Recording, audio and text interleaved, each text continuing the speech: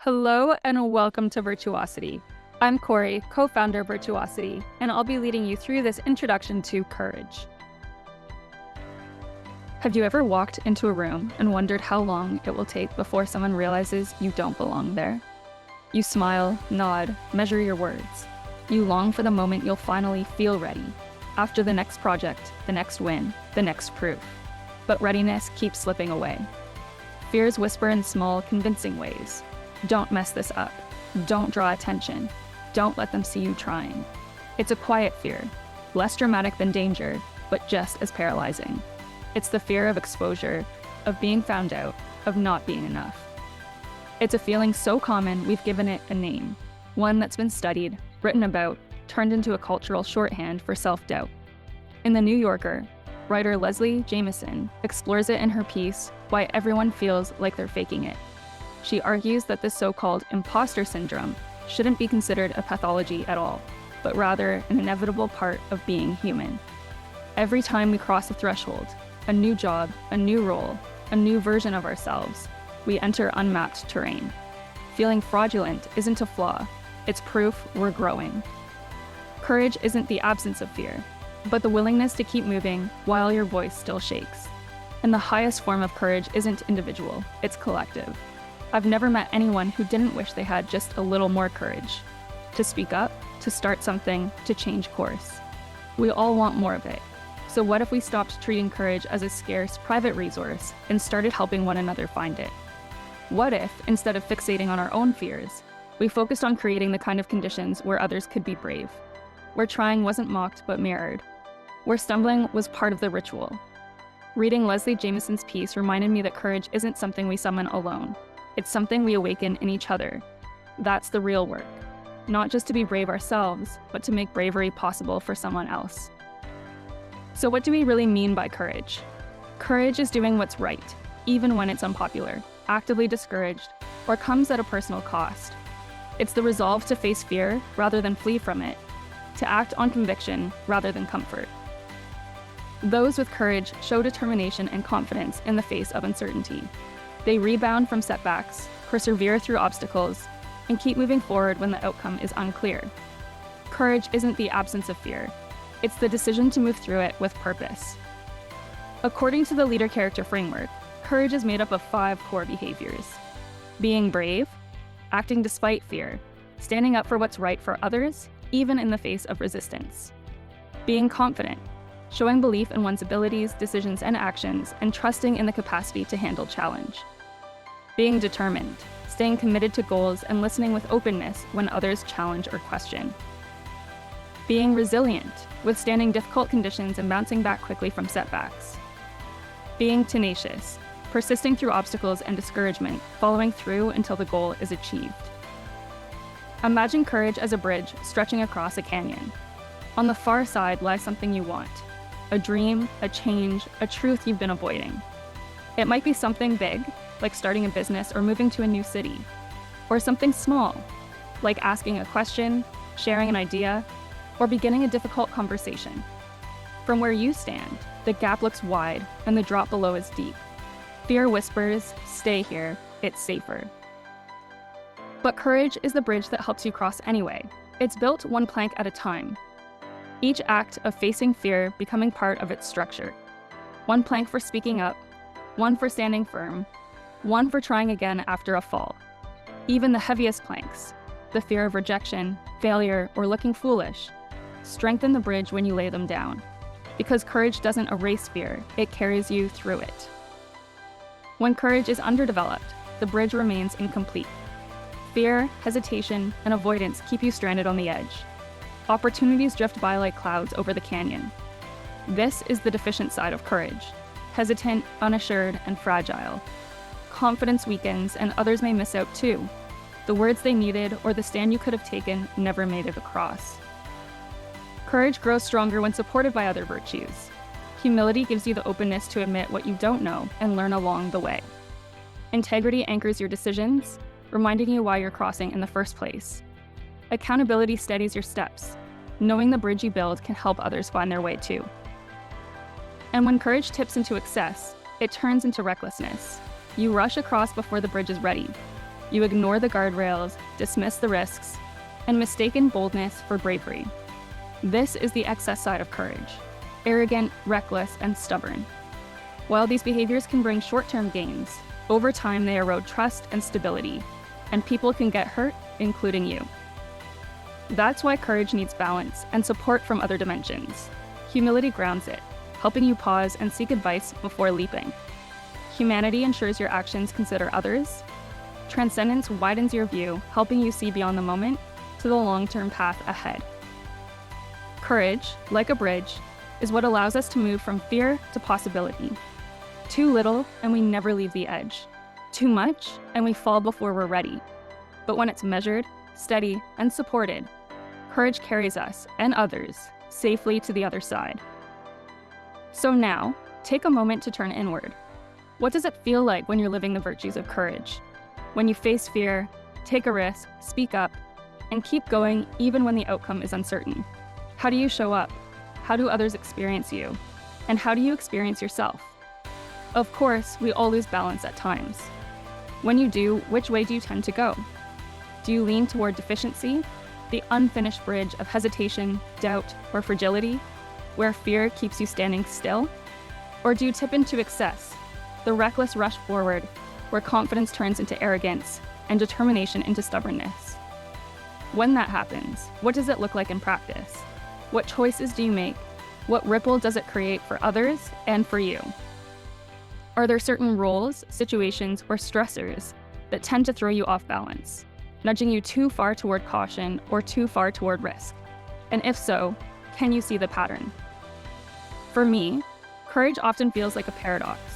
Others might see me tipping toward the excess side, stubborn, bullheaded, maybe even reckless at times. And they wouldn't be entirely wrong. I recognize that drive to push through, that impatience to act, that resistance to slow down.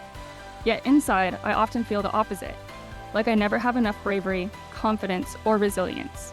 It's the tension reflected in my high drive and lower temperance that keep me pushing forward, while underdeveloped humility leaves me questioning whether I'm enough. I still take action, but that imbalance makes courage feel harder won, more effortful than it should be. Over time, my relationship with fear has become more intimate. I've learned that fear isn't something to conquer once and for all, it's something to understand.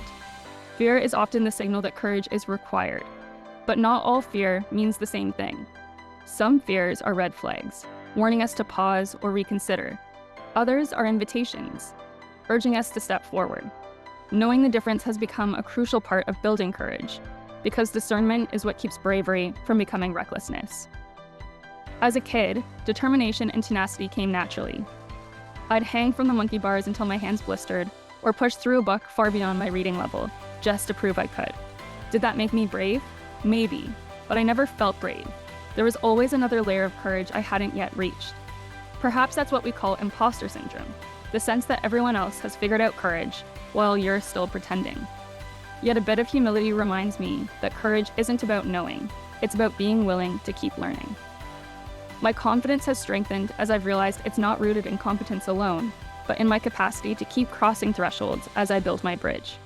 After countless workshops, we've seen that confidence is one of the most common qualities people wish they had more of. This is because many anchor their confidence in what they know, but there will always be others who know more. A stronger foundation for confidence lies not in competence alone, but in our capacity to handle whatever comes our way. Almost every day, I do something that makes me uncomfortable, and that's where courage lives. When I pause to reflect, I can see the bridge I've been building, plank by plank. The fears I face today are different from those a year ago. Take something as simple as creating these videos. Last year, I only used others' voices because I didn't want the focus on me. But I knew they could help people, and that mattered more than my discomfort. So I laid another plank, one that allowed me to be heard. The bridge keeps extending, and so does my capacity for courage. To support the development of my courage, I can rely on the help of other dimensions. I need to activate my humility, especially the vulnerability to try new things and be okay with failing. Being a co-founder of an app has helped me develop this muscle. I've become intimately familiar with rejection, setbacks, and dead ends. I also draw on integrity. Having a clear sense of what I stand for and what I want to achieve gives my courage direction and purpose. And finally, accountability. When I focus on how my actions can serve others, it becomes another source of fuel for my courage. Resilience is a hot topic, yet few people understand how deeply it depends on the architecture of character, how it draws strength from collaboration, purpose, and authenticity. In excess, though, it can push us to overcompensate by brushing aside, checking out, or wishing away the reality we face. Think about the toxic bosses, coaches, or work cultures we tolerate because we believe we're being tough. In truth, that's resilience in excess.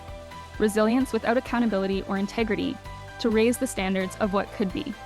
I've learned that my resilience is fueled by the creative tension between where I am and where I know I can be, a stretch that helps me not just spring back, but bounce forward from challenges or setbacks. While I often feel I don't have enough courage, I've realized I'm more likely to tip into excess. I take on too much because I have the bravery, and sometimes the arrogance, to believe I can handle it all. I've often heard people talk about arrogance as if it's something to aspire to, especially in competitive environments like sport. But arrogance isn't strength, it's the overestimation of one's abilities. And that arrogance can cloud judgment. Think of an athlete who misjudges their speed, convinced they can outrun their opponent, only to cost their team the game. It's not confidence that drives the mistake. It's arrogance without the humility to recognize and respect our limits. In my own way, I've fallen into similar traps. At times, I slip into bullheadedness, chasing ideas so hard I miss what's right in front of me. That kind of courage can steer me off course when I overlook key inputs or forget to check if an idea really connects. My appetite for progress can eclipse perspective. In those moments, I need the grounding of other dimensions. Temperance, to pause and consider other options. Transcendence, to step back and see new possibilities. Humility, to recognize my limits and ask for help. And collaboration, to draw on the strengths and perspectives of others. The key is noticing. Noticing when the bridge hasn't been built far enough, when fear holds you at the edge, hesitant, unassured, or fragile.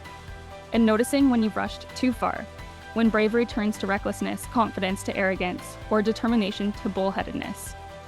The clearer you see where you are on the spectrum, deficiency on the left or excess on the right, the more skillfully you can adjust. Sometimes that means pushing yourself to take another step, drawing on humility, integrity, or accountability to steady your footing. Other times, it means making sure your bridge has guardrails, supporting your courage with humanity and transcendence to stay connected to others and keep sight of the bigger picture. Courage isn't about getting rid of fear. It's about embracing it and choosing to move forward anyway. And it's not about taking one giant leap across the canyon. It's about laying one plank at a time, to raise your hand, to speak an unpopular truth, to start something new, or to keep going when it would be easier to stop. But like any bridge, courage needs balance. Too little, and you stay stranded on the edge. Too much, and you sprint ahead before the structure is sound. And while noticing those patterns matters, awareness alone isn't enough. To strengthen courage, we need more than reflection. We need practice. We need a system. That's what Virtuosity is built for. It's a training system that turns character into consistent practice. Like a gym, but for who you are. You start small, one courage behavior. Then Virtuosity walks you through bite-sized lessons and daily challenges that help you build steady habits. One rep, one plank at a time.